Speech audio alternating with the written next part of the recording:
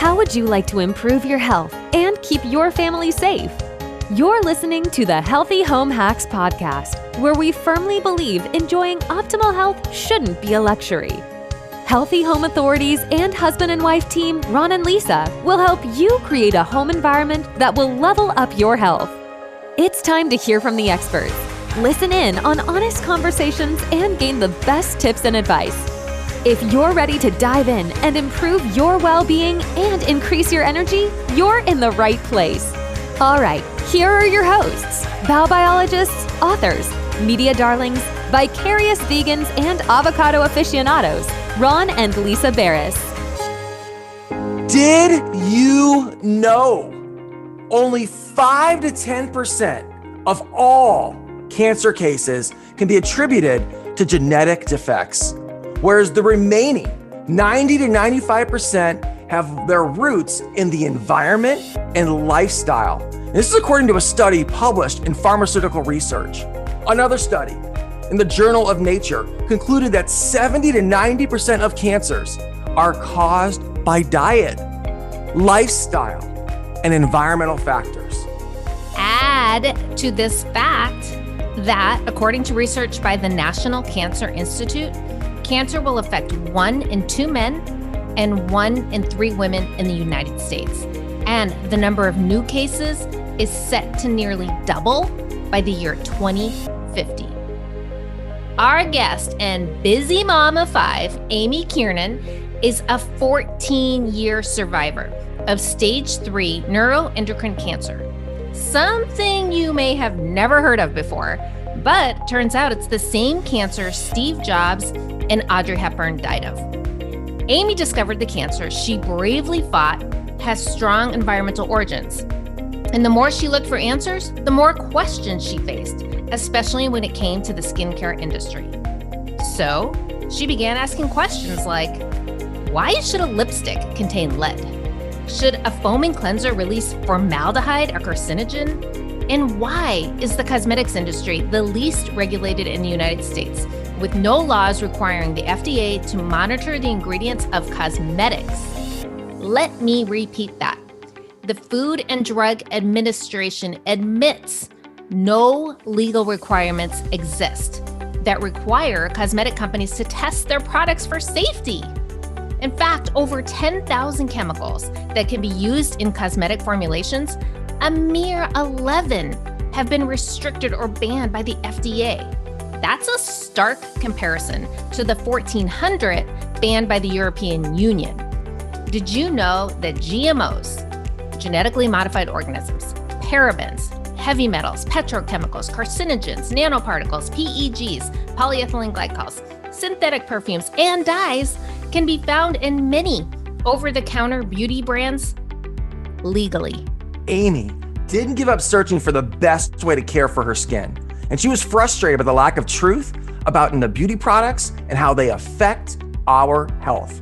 So she partnered with a botanical chemist, and instead of wasting boatloads of money on plastic tubes filled with carcinogens, reproductive toxins, and empty promises, she took beauty in her own hands, figuratively and literally. The result? A fully transparent, high-end, natural, plant-based skincare line that's good for the earth and your skin. Authentic Skin Remedies was born. And I want you all to stand by here, because wait till the end. We are going to be giving away over $238 worth of Authentic Skin Remedies products to our fabulous listeners.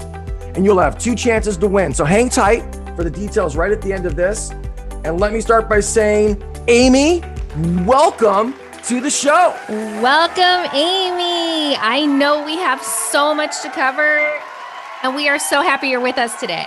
Thank you so much. Oh, Amy, so happy to have you. You have to tell us what prompted you to start your own non-toxic skincare business.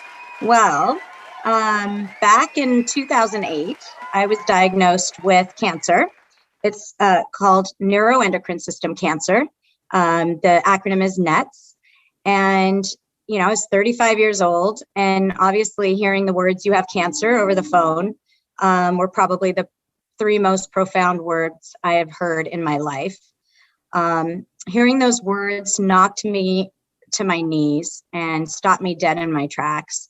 I had my mom next to me, and I can remember bawling in her arms and telling her that I didn't want to die.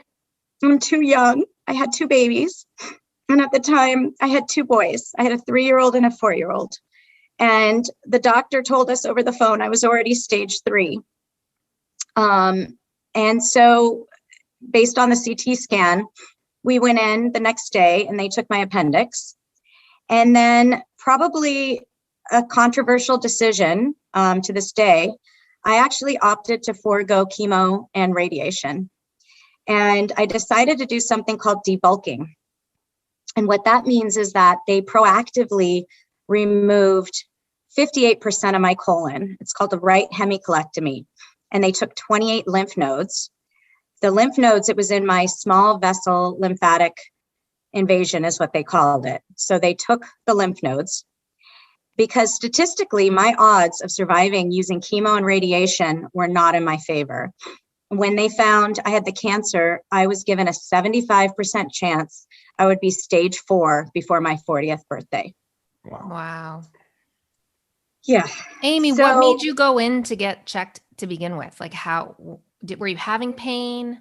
Yeah, unfortunately, and this is a story I hear all too often, I didn't have a regular doctor.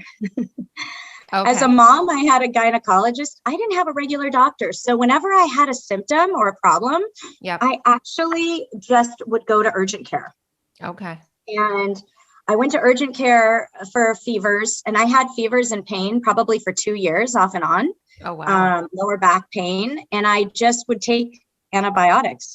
And it wasn't until that probably one day we were it was my mom's 60th birthday, and we were at an overnight at a beach, and I had 104 fever, and my mom was livid. And she said, I am taking you to the hospital. And she took me. And again, I didn't have a doctor. So we went to my gynecologist for a CT scan, and that's where we found it. Oh my And the next goodness. day. Yeah. So, whoa, listeners, I hope you are listening to your body. And men are really bad at this. Listen to your body. Yeah, listen to those signs. It talks to you all the time. After my surgeries, and I had, complications, when they take half your colon, what they told me is I would have to have a colostomy bag, which at 35 and, still wearing bikinis, that was like horrific. But, luckily, I didn't need one. And I recovered from the surgeries, but I realized that I had no other option but to get strong and fight.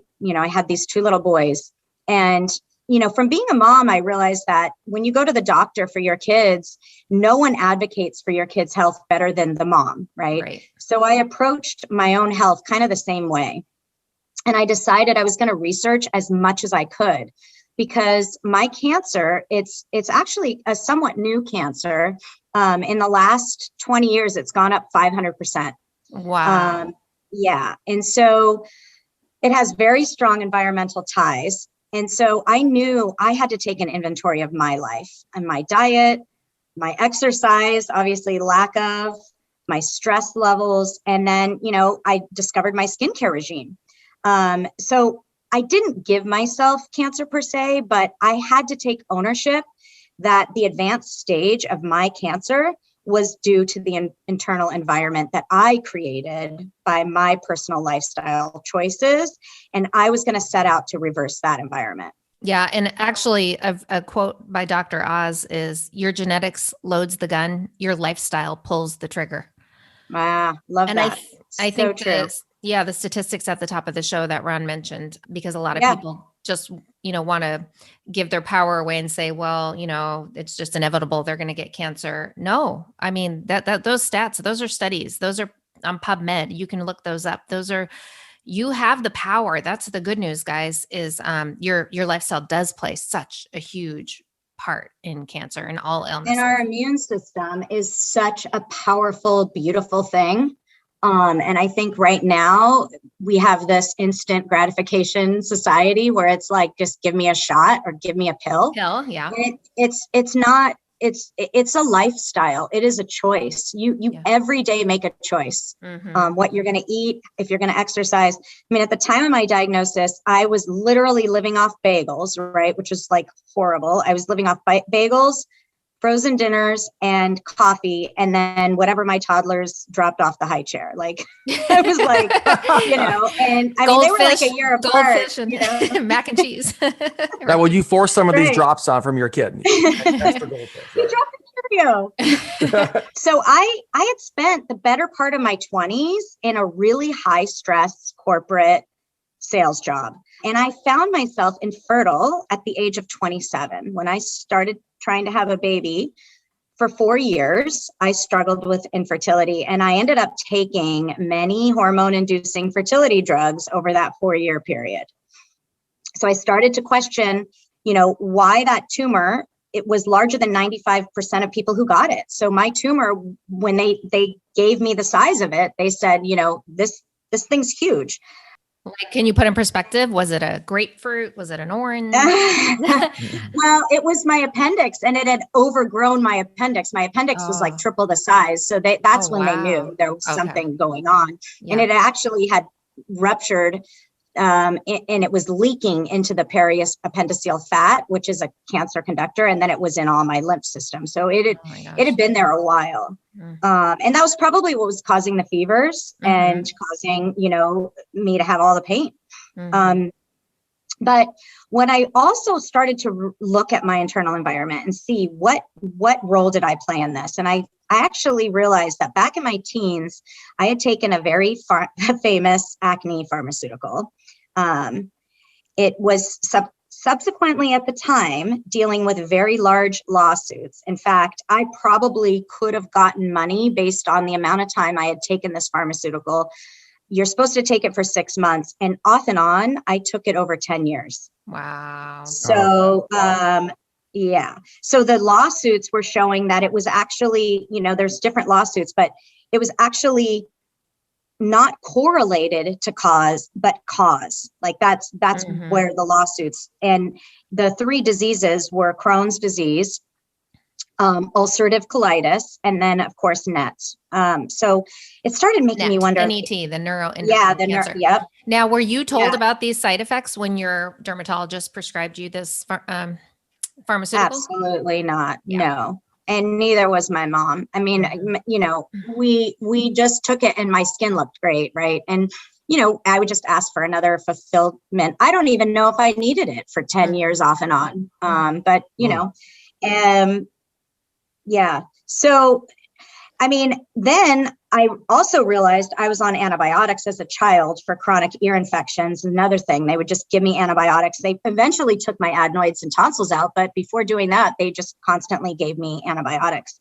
Wow. And then I also realized, as I started to look at antibiotics and the role that they play in your microbiome and Candida overgrowth and, disease, I realized that I had also been using a product called Cleocin T on my face, which was also a topical antibiotic. And that kind of got me to wonder, well, wait, if you put it on your skin, it's getting into your body and your bloodstream and it's causing gut issues. Like that was kind of a big eye opener for me. But again, it's back to you're disrupting our endocrine system is so sensitive, especially as females.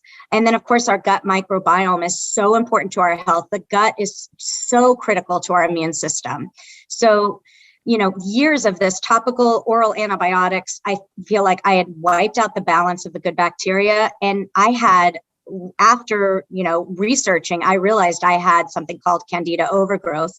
And I was able to connect a lot of my long-term symptoms of fatigue.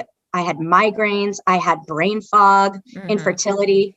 And, and I decided, what, this is the environment I created. And just like I created it, I could change. I could make changes. Love that. Yeah. Empowered, self-empowered. The famous quote, Virgil, health is the greatest wealth. And, on the outside, everything looked good for you. You're traveling, you've got, this high-end job, you're busy, your skin looks great. But inside all these horrible things are happening to your body, and just how in society, we're so focused on the exterior, appearances, not just physical, but even are you the good mom? Are you juggling? Are you doing this? Are you doing this? Right. But Amy, I actually suffered from bad acne in college as well, and was also prescribed the same drug that you are referring to.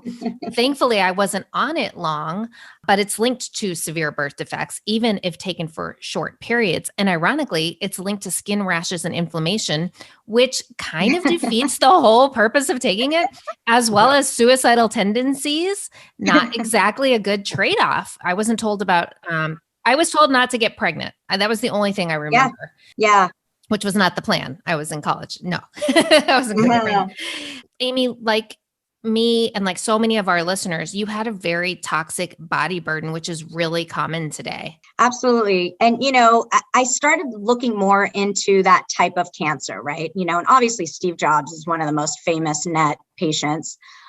We have some other famous ones, but I said, whoever his doctor is, that's where I'm going. So you live in the same area, right? You're in the North. You're in the Bay Area. I'll do a shout out to him. His name's Dr. Edward Wolin, and he is an absolute angel. He's one of the top NETs specialists in the world.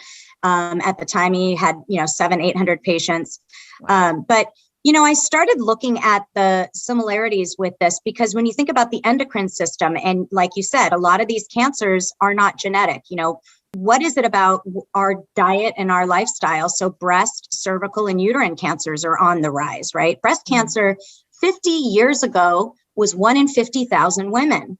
And as of now, it's 1 in 8. Yeah. Like that's in 50 years, right? There's probably nobody listening to this podcast that doesn't know somebody that's had breast cancer. Right. That doesn't even have a family. Or 3 people. Yeah. Or 3 people. Yeah. It's right. And I know you guys have a very personal story with that. And I'm so sorry, Ron, about that. And I feel like, this is if in 50 years we jumped to that kind of level, what's it going to be like in the next 20 or 30, Oh, sure. Yeah. Well, and even the quote that I mentioned at the top, that from the National Cancer Institute, that 1 in 2 men and 1 in every 3 women will develop cancer in their lifetime. Like that's right. And then it's 1 in 3. That's right. That's today. That's the stat today. Yeah. So, but the point of this and the point of having you, thank you for being so generous and you sharing your story and being so vulnerable with sharing that with everybody. Amy's is going to tell us how she, got healthy, and she's such a success story, and you can be too. And if you're listening, like you can be too, take those actions. We're going to talk about so much of that today. Be proactive with your health. If you have people around you who are like, oh, you're overreacting, or you don't need to be using organic, this and that, this is you. This is your body. You're the one that's going to live with the consequences. So you have to tune out the noise and do what you know in your gut and heart is good for you and your family. And one thing that was interesting for me is, when I started looking into, the thousands and thousands of chemicals or synthetic chemicals that are in skincare, it's only been, these chemicals weren't in your parents' skincare. In fact, it's probably only been in the last 30 plus years. And one of the main reasons is because of patenting. You can't patent a plant, just like you can't patent food, right? So, I remember way back in the day, Julia Roberts and Martha Stewart were suing each other over, their recipes because you can't patent food. You can't right? patent a recipe, yeah. Right. Right. I know. Unless it's genetically modified, Amy, then you can patent it. And the unfortunate thing is, you've got, I don't want to name, big brands, but I'll just say Johnson & Johnson, for example, and they put lavender in their baby shampoo. It's a synthetic lavender. And then, let's say Aveeno or some other company has to come around if they want the patent, then they have to create another synthetic lavender. And then you just, all of a sudden you've got all these synthetic lavenders floating around. Which is such a great point, because I know there are a lot of people listening that are like, wait, synthetic lavender? I don't think people realize that they can make a synthetic version of any natural scent. Of anything. If you see the word lavender, that doesn't mean fragrance. It could be lavender scent. You have to check the ingredients. You have to know what to look for. Be a label reader, or just stick with brands that you can trust. Yeah. Right. So, I think that the sad part is that now we're in a lifetime, and my daughter too, where you actually have to check stuff. I don't think we had to check stuff 40 years ago. There was no GMOs. GMOs, I think, started in 1996, right? So this is all new. Like, we're in a world now where we do have to check.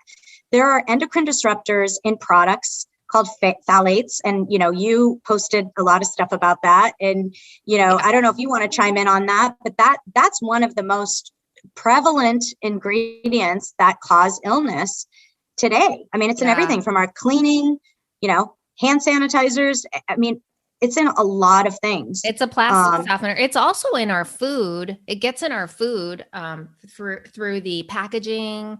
Even in poultry, they showed very high levels of phthalates in chicken because of the bags that the chicken feed was stored in, that they were getting phthalates. Right. Yeah. So, that gets transferred. Obviously the shower curtains, anything vinyl. So anything, it softens plastics. So it can off gas. It's semi-volatile. And so it can get into the air that you breathe via, like I said, a shower curtain and vinyl flooring and kids' toys. Right. And it, like you said, it's in, it binds, it makes the fragrance linger in, products. It's in a lot of fragrance. Yeah. And, one other thing, BPA, kind of in that similar vein, one shocking thing I realized about BPA, because I was making sure my baby bottles and sippy cups didn't have BPA. And that was a big thing when I was having babies. And I learned that in cans, right? The lining, that kind of like rubbery lining that's in your canned goods is BPA. It's BPA, it's not easy to find BPA free cans either. Yeah. We go out of our way. Ron and I have to shop at like 3 different stores because, this store has organic beans, but the can has BPA in it. So unless it's you got to do the box. Free, you've got to, that's an extra thing. And that's a huge way of exposure to BPA. And then a couple things you could do. So you don't want to use tomatoes. I think there's a few things you just don't want to do because it's going to leach the BPA, but because of the acid. But you could rinse the beans and corn and things like that. That will get some of the BPA out if you rinse it. But it's better to just buy frozen corn or make your own beans. I tell you, it's all coming back to making your own food, because like even with the frozen, you still have like the plastic packaging, right? It's just, I swear. Right. So and again, like, figuring out like hormone disturbers, parabens, carcinogens, and again, all of that stuff is in our daily grooming. Over 12,000 not regulated ingredients that, you're putting on your body's largest organ. 70% of that gets absorbed into your bloodstream. And there's no, unlike food, when you eat food, your stomach acid, it goes through the digestive tract and it kind of leaves your body. Whereas you're putting this stuff on your skin, there's nowhere to go. It's in there. 60% of what you put on your skin, which is your largest organ, as Amy said, 60% goes into your bloodstream. Yeah. People don't think about that with lotions and perfume and body wash and shaving cream and all of that. Not at all. I mean, so I discovered a couple books I want to share because they're basically the 2 books I buy for someone when they tell me they have cancer. And the first one was called Anti-Cancer, and it's by a guy named David Shervin Schreiber. And he had terminal brain cancer. He was a doctor. Kind of like me, when you read the book, he's like, I lived on, vending machine food and pizzas. I was a doctor. I didn't, even take a break. And he literally was stage 4. It was given 6 months to live. And he said, you know what? I have this theory, and he had it for years and years, that it had to do with what he was eating. And he also had known, over the years that there were certain countries that were really low in, let's say, breast cancer or really low in colon cancer. So he decided to kind of just start studying this and doing, this hypothesis. He's like, I got 6 months to live. I'm just going to dive into this. And so he started this animal study where he injected these mice with his brain cancer. And he would then come up with these cocktails and feed them, these cocktails of certain diets, right? So the Indian, cocktail would have, cumin and garlic and cinnamon and, low meat and low dairy. And then, he would feed them, foods that were from the Vietnamese diet, from, the Polish diet, etc. And of course, the US diet. And in those months, he kind of, based on his hypothesis, he believed that the Indian diet was the best diet for cancer. And so he started eating that way. The turmeric, right? It's a lot of turmeric.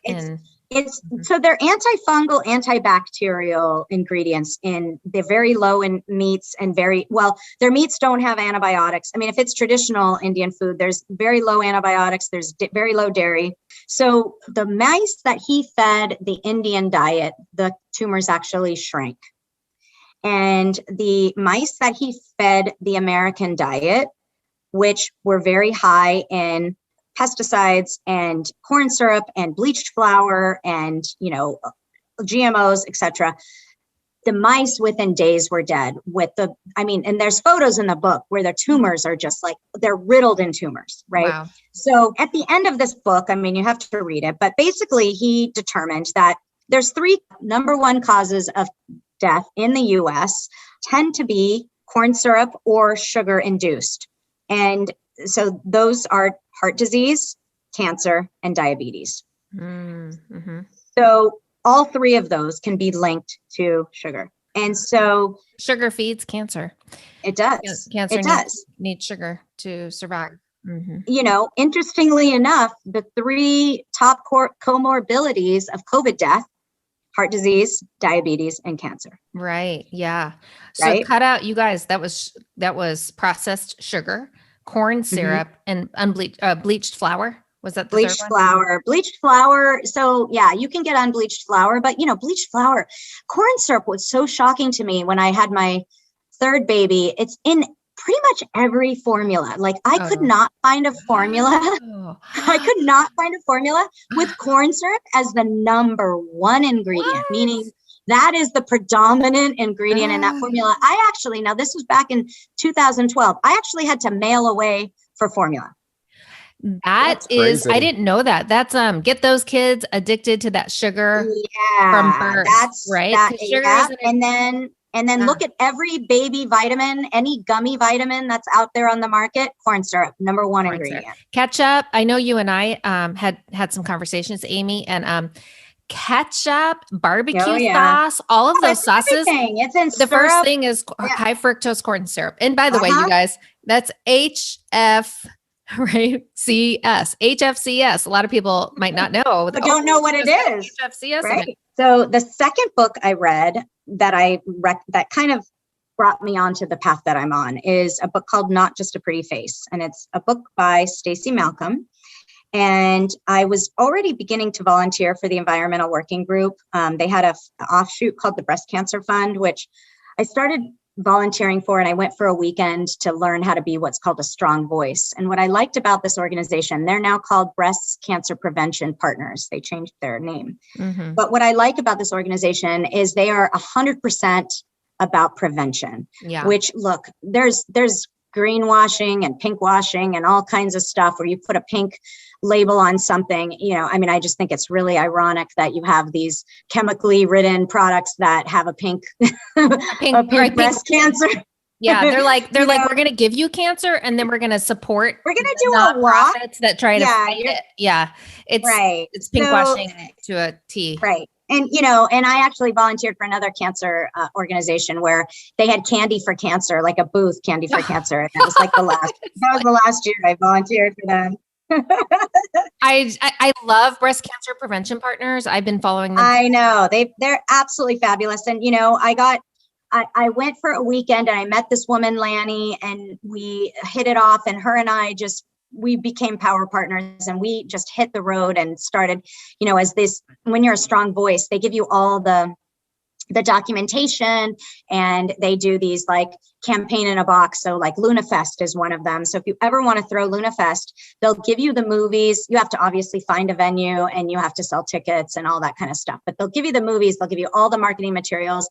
They even had people come, and, the last event that we did, we had over 300 people. Wow. Fantastic. We raised $17,000 for, congratulations. Yeah. Is Luna Fest the Luna Bar people? Yep, it is. That's what I thought. Yeah. Yeah. What ended up happening is I decided, kind of talking to people, meeting people at these events. I met a couple chemists that were with Skin Deep. I met Stacy Malcolm a couple of times. And I said, you know what? I think I want to create my own line. And one of the reasons I decided is I thought, I started using natural products, those natural deodorants back then. And I felt like they didn't really work. A sweat ball, a dripping ball of sweat. Yeah. Don't wear a white shirt because it's going to be yellow by the end of the day. Yeah. And, don't stand next to people. Yeah. Don't stand next to people. Don't go to any. Yeah. I felt like, what got me into this mess was acne. And so I kind of started to say, are there good acne products out there that are, organic? And, some of them would leave my skin itchy and dry. And then I was starting to get into my 40s and I thought, I want something anti-aging. I want something luxurious. And, I also have high-end taste, right? Like I remember when I first started formulating the line and I would send it back to the chemist and go, I want 4 Seasons coconut. And he's like, what's 4 Seasons coconut? And I'm like, this isn't it. And, finally he came up with this Tahitian coconut. It was a coconut from Tahiti. And I was like, got it. There you go. That's 4 Seasons coconut, so I wanted something that was luxurious and that worked. And, so I just kind of decided to come up with the line myself. So Amy, are you open to taking a question from a caller? Absolutely. We have a caller. We have a caller on the phone. Caller, can you tell us your name? Hi, I'm Karina. Hi, Karina. Welcome to the show. Thank you for being here. Thank you for having me. Yeah. Did you have a question for Amy? I do. I'm concerned about the products I use on my skin, and I want to know what her advice would be to give to determine if the ingredients I use are as safe as her product. Great question. Oh, that's a good question. Luckily, there are actually iPhone apps that you can use now, which make it a lot easier than way back when I started developing the line. The first one is near and dear to my heart, and it's called EWG Skin Deep. It started, back in 2004, around the time when I probably started developing the line in 2008-ish. And back then there were very few products. I think now they have 80 to 90,000 products on there, maybe even more. And so you can actually take it with you. If you download the app, you can take your phone with you to the grocery store or, I don't know, Nordstrom, wherever, and you can zap the barcode.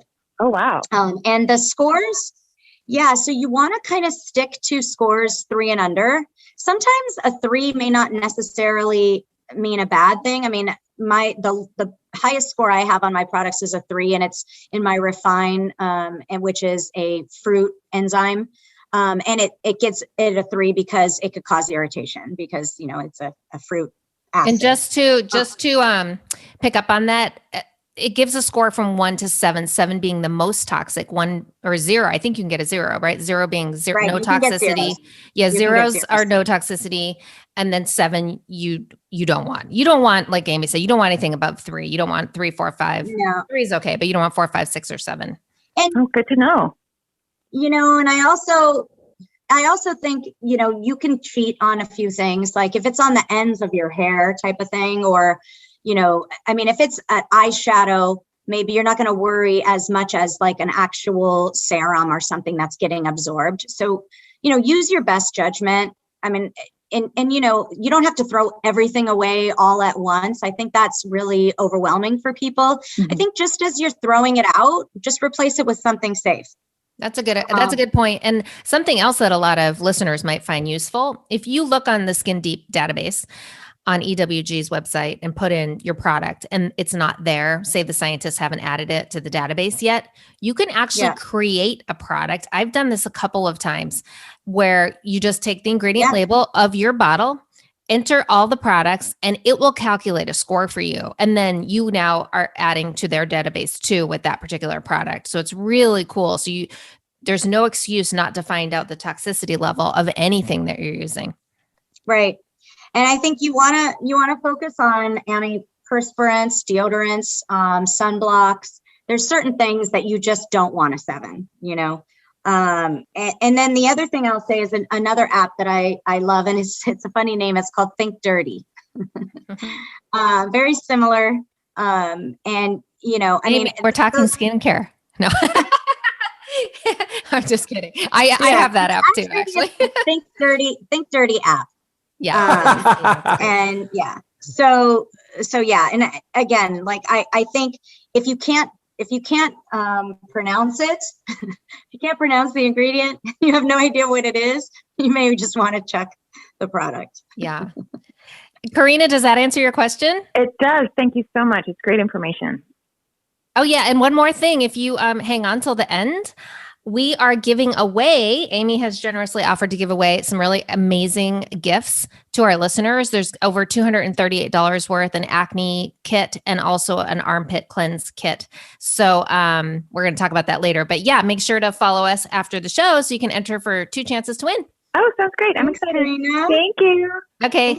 Thank you. Thanks for the call. But, just for anyone chiming in right now, I do want to do like a little recap. Why is this show important? Because I'm not going to name every worrying chemical and its nasty side effect found in mainstream personal care products, but I will list a few, such as cancer, skin allergies, reproductive issues, hormone imbalances, and learning disabilities. The hidden truth about the beauty and chemical industry, you guys, is downright scary. Great point. In fact, listeners may not be aware, the average woman uses 9 to 12 products containing 168 unique ingredients every day.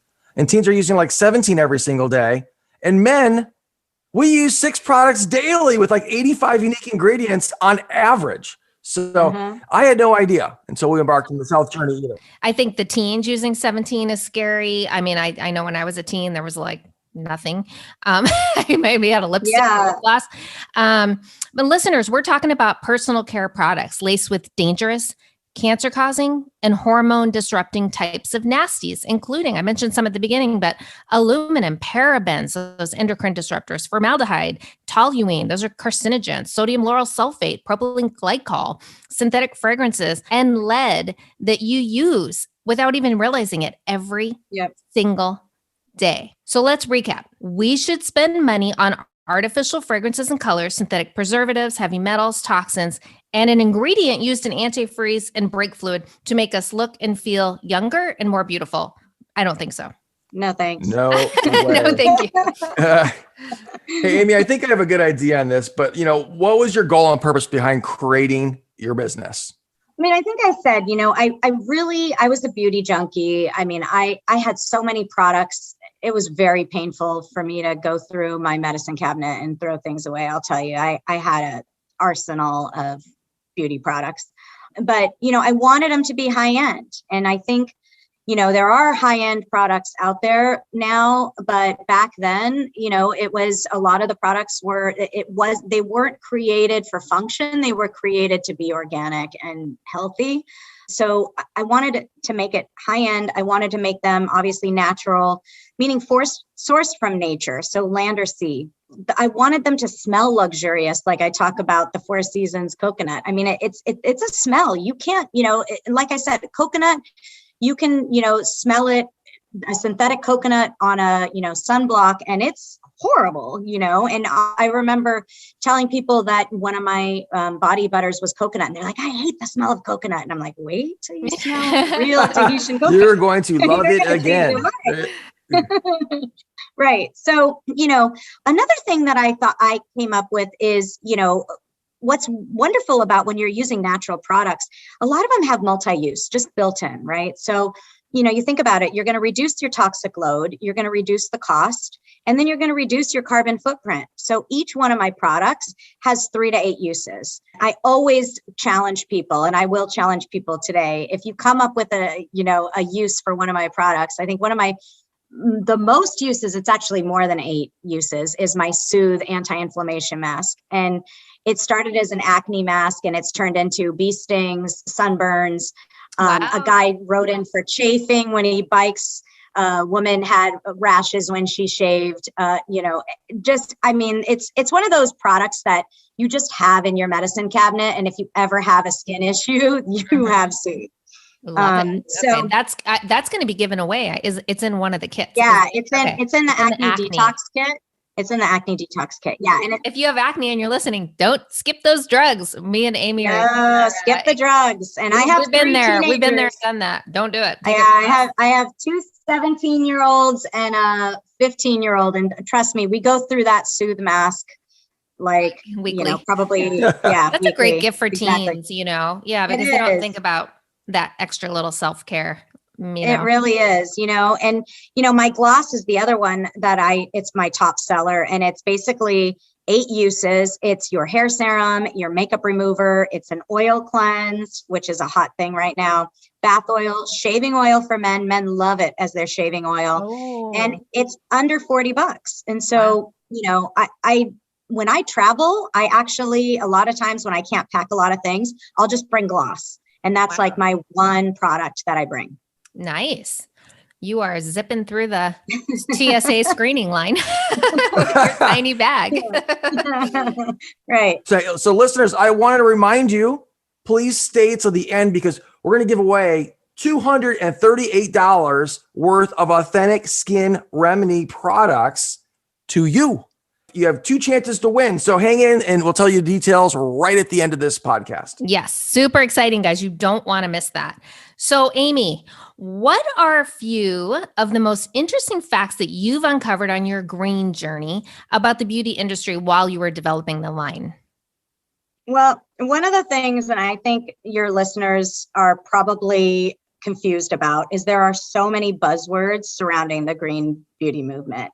I wanted to make sure that my products checked off as many boxes as possible and see which ones are the fluffy, nonsensical buzzwords and which ones really are actually important. So I'll go through a couple of them just so that everybody knows that there's a lot of differences. Organic skincare, you'll hear a lot. So via the National Organic Program, only if the label says 100% organic are all the ingredients in a product organic. So labels that state organic are permitted to include up to 5 non-organic ingredients.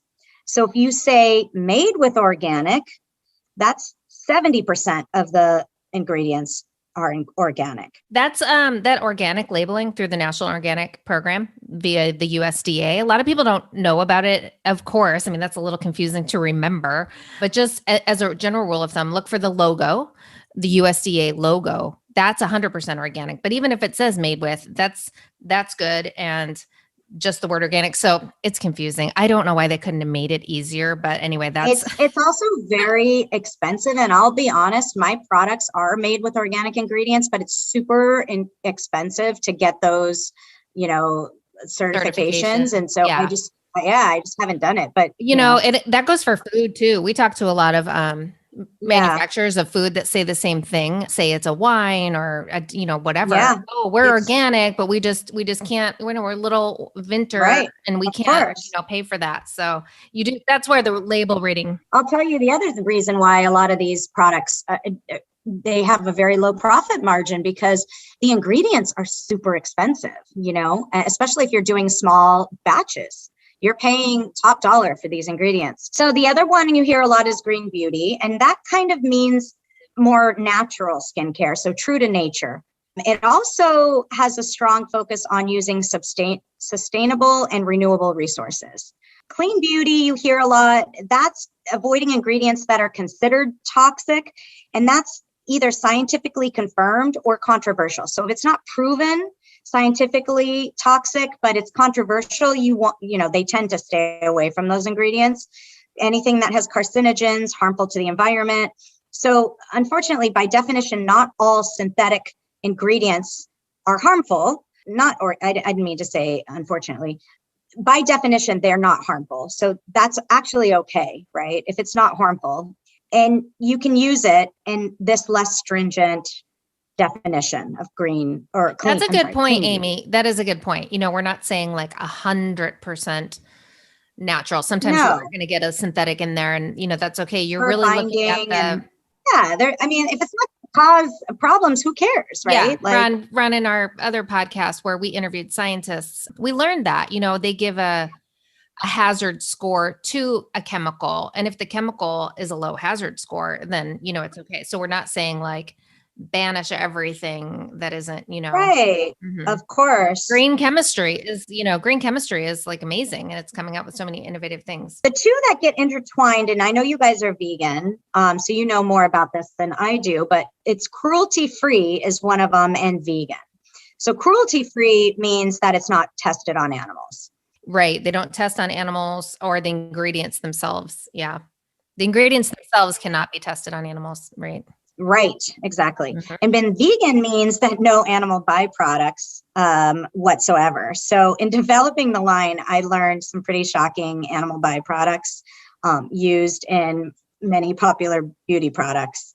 So gluten-free is something I didn't really think about when I was developing the line, but as I started researching, you know, a lot of ingredients contain wheat, barley, rye, or other grains, even if they're, you know, vitamins, right? So basically, I made sure that my products, by those definitions, are green, clean, cruelty-free, vegan, and gluten-free. Okay, that's You a can keep all that that's in amazing. That's awesome. Now we are vegan. In fact, today, the date of this recording, is our 5-year vegan anniversary. Hey, congratulations, Lisa! Oh, Yay! we have know the day. We know the day. Are you kidding? The day, because I mean, we don't eat. A lot of people don't know what vegan actually is. It's no animal products whatsoever. So it's no dairy. People go, but do you do dairy? No, we're vegan. Okay, so no, no eggs, no cheese, no milk, no chicken, no seafood, no meat, nothing that comes from an animal. Honey, our producer just asked about honey. Yes, you have to be careful of honey because that's, unless you're a vegan. If you're a vegan, you don't want honey.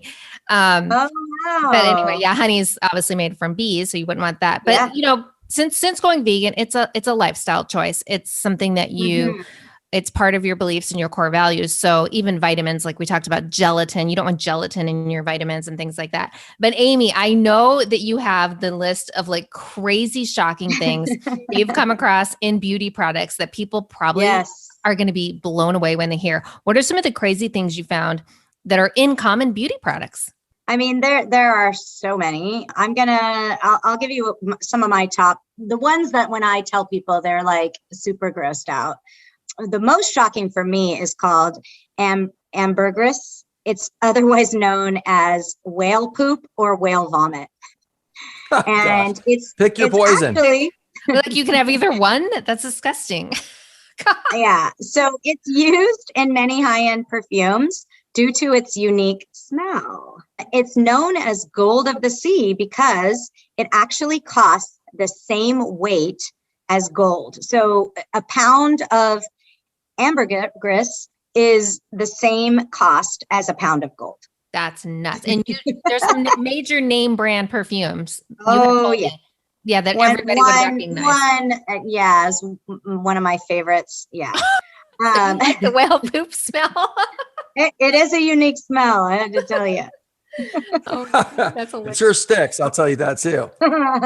One that you guys may want to plug your ears because it's something called tallow, and it's animal fat, and it's in a lot of lipsticks and eye makeups and foundations, but it's made in this kind of gross process, and I've seen photos of it, but you actually have to boil the carcass in water, and then the fat that kind of like bubbles up on top, you kind of scoop that, and that's the tallow. And that's in a lot of foundations. Then you put it right onto your face. Wow. And then the other one you and I were joking about is it's called castoreum. And it's also in perfumes, and the label calls it parfum. And it's a secretion that's found in the anal glands of beavers. Yeah. Yeah. So who are the testers to find this out? I want to know. This is really strange. Isn't that musks? Musks, I think, come from the anal glands of beavers. Yes. If I'm correct. And then Ron, you knew one. Ron, why don't you share the one that you knew about? Oh, we had talked earlier. So I had heard that certain beetles are crushed to create a particular color. Yeah. The red. Okay, Cardamine, something like that. It's the blood. It's crushed beetle blood, and it's in a lot of lipsticks. So going back to that, you're not going to see, like you just mentioned, you're not going to see these always necessarily on the label because they'll be disguised as parfum or fragrance. Right. That word can hide hundreds, up to 400 different ingredients. So when you see parfum or fragrance, you're like, oh, yay, this is just great. Okay. You might not know that these things are getting in there. let you alone just all the look for chemicals. vegan, right? So that's when you look for vegan. That's when you look for vegan. If that's something important to you, you know? And it should be. I mean, listen, you should know if you're going to be putting that on your body. Period. Yeah, you should. Right? You should. Full disclosure. You should know, and then you have a choice. You know, if you want to put the whale poop, right. And I think that's another thing that I want to make sure that my brand is transparent. So anytime like I do a like Instagram post or anything like that, I talk about a product, I actually put the ingredients because I feel like, you know, I just want to make sure I'm very transparent. Yeah. That's so refreshing. All the ingredients listed on the labels and on your website. Yes. Okay. So there's nothing to hide. They're on the website. Absolutely. Yep. You're very transparent. So how did the market, initially react to your products when they came out? So were they received well? What was the initial feedback you got? I think what was my magic sauce was really my passion and my story and the why. In those early days, I didn't sleep. I went on this whirlwind for probably 4 or 5 years. I was considered an early innovator and disruptor at the time. People, they didn't really understand the whys, and it didn't matter to them until, the people that were coming to my events, their mom had just gotten breast cancer, or they were infertile, or something had to have happened to them to make them even question it.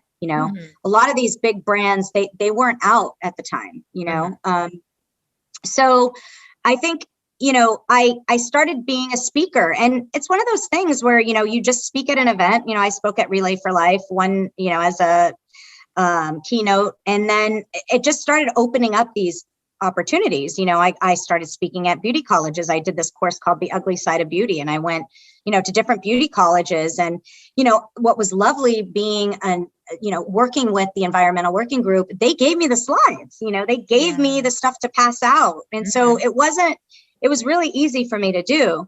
And so, then I got into Whole Foods, and, they were one of my big distributors. And so, I started doing events there, in the parking lots, or, things that they were done. Again, I brought up Luna Fest. That's something that's near and dear to my heart. I did 7 years in a row. And, I think being an educator and a knowledge expert was one of the key ingredients in the success in those early years. Education, because people have to be educated. They're not going to spend the extra money or value even buying organic food, let alone organic skincare and natural skincare, if they don't understand why. And then once they understand why, you can't go back. You can't unlearn what you know. You can't make poor decisions once you know how much these things are harming you. Or you can, but at least you're doing them knowing, right? And I think that's another thing. Some people tell me, I know Coca-Cola is bad for me, but I drink it, and that's a conscious decision that you make because know, right? You smoke a cigarette, right? Yeah. And you know what? The other funny thing that I learned over the years is that a lot of times plants smell better and work better, right? Yeah. Than a power of the plants, the power of the plants.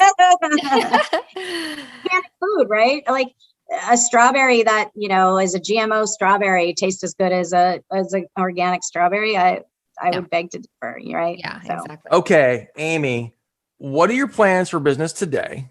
And are we going to see you on Undercover Billionaire anytime soon?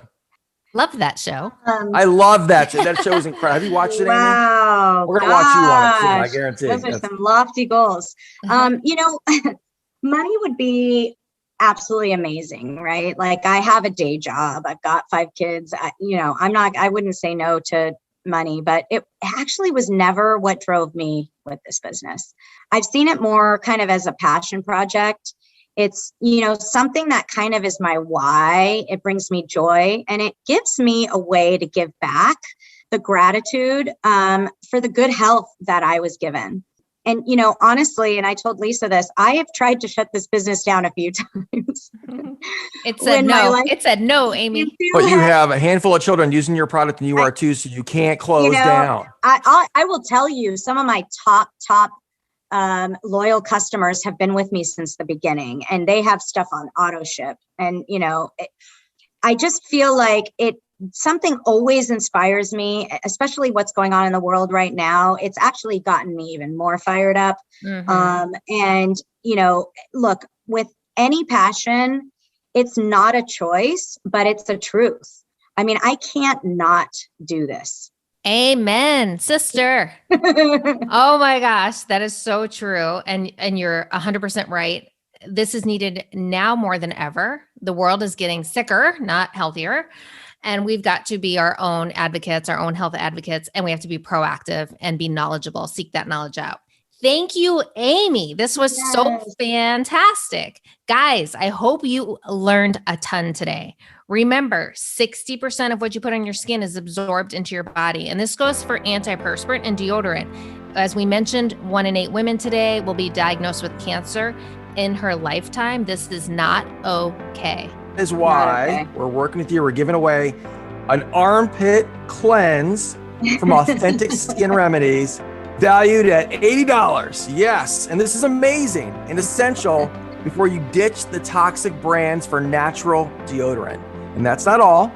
Amy has generously offered to give away an acne detox kit valued at $158. Friends, listeners, this totals over $238 worth of non-toxic, safe, natural skincare goodies. Head to ronandlisa.com/podcast to enter for 2 chances to win. Yes, you don't want to miss that, guys. And to learn more about Amy and her extensive line of plant-based, vegan, gluten-free. Sorry, Spencer, we have so many flubs in this. To learn more about Amy and her extensive line of plant-based, vegan, gluten-free, cruelty-free skincare products, please visit Authentic Skin Remedies on Instagram, Mayway, and Telegram, and shop the line at AuthenticSkin.com. Tune in next week, guys, to find out how to live your best and most vibrant life. See you soon. Thank you, guys. Bye, everyone. Thank you. This episode of the Healthy Home Hacks podcast has ended, but be sure to subscribe for more healthy living strategies and tactics to help you create the healthy home you've always dreamed of. And don't forget to rate and review so we can continue to bring you the best content. See you on the next episode.